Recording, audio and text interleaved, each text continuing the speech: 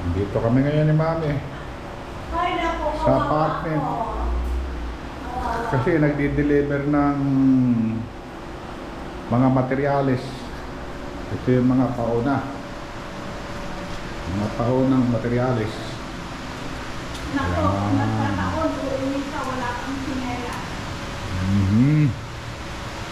Ayan. Mga bakal. Marami pa.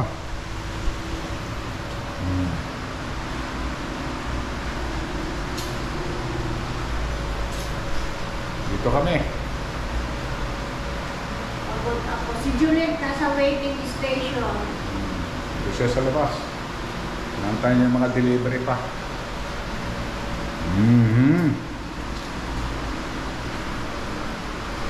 Ito.